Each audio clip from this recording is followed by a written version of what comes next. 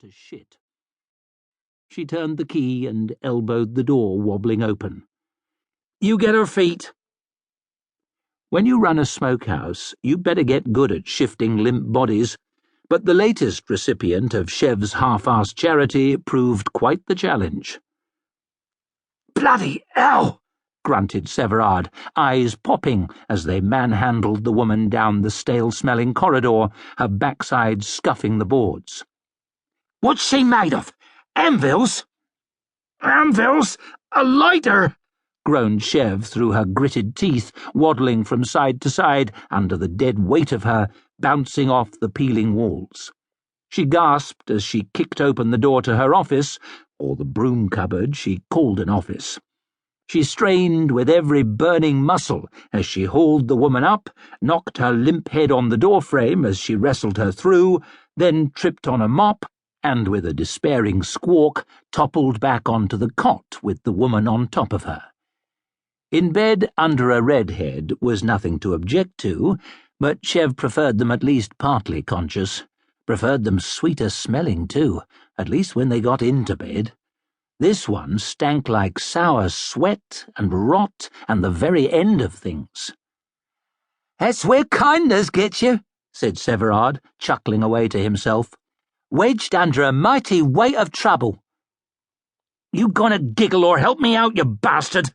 snarled Shev, slack springs groaning as she struggled from underneath, then hauled the woman's legs onto the bed, feet dangling well off the end.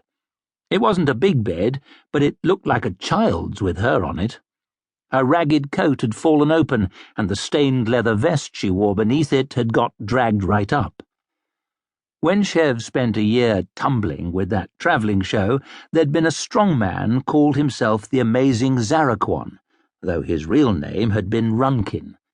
Used to strip to the waist and oil himself up and lift all kinds of heavy things for the crowd, though once he was off stage and towelled down, you couldn't get the lazy oaf to lift a thimble for you. His stomach had been all jutting knots of muscle, as if beneath his tight-stretched skin he was made of wood rather than meat. This woman's pale midriff reminded Shev of the Amazing Zaraquon's, but narrower, longer, and even leaner. You could see all the little sinews in between her ribs, shifting with each shallow breath. But instead of oil, her stomach was covered in black and blue and purple bruises, plus a great red welt looked like it had been left by a most unfriendly axe-handle. Shevedieh whistled softly. "They really did give her a beating, didn't they?" "Aye, they did." Shev knew well enough what that felt like, and she winced as she twitched the woman's vest down, then dragged the blanket up and laid it over her. Tucked it in a little around her neck, though she felt a fool doing it, and the woman mumbled something and twisted onto her side, matted hair fluttering over her mouth as she started to snore. "Sweet dreams," Shev muttered, not that she ever got any herself. Wasn't as if she really needed a bed here, but when you've spent a few years with nowhere safe to sleep, you tend to make a bed in every halfway safe place you can find. She took the memories off and herded Shevedieh back into the corridor. "Best get the doors open. We aren't pulling in so much business we can let it slip by." "Folk really after husk at this time in the morning?" asked Shevedieh, trying to wipe a smear of the woman's blood off his hand. "If you want to forget your troubles, why live with them till lunchtime?" By daylight, the smoking room was far from the alluring little cave of wonders Shev had dreamed of making when she bought the place. She planted her hands on her hips as she looked around and gave that weary sigh again.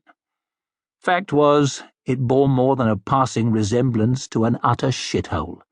The boards were split and stained and riddled with splinters, and the cushions greasy as a bowlish kitchen, and one of the cheap hangings had come away to show the mould-blooming plaster behind.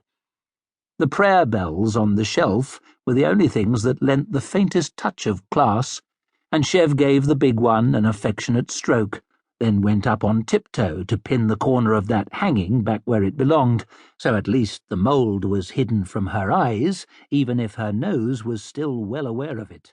The smell of rotten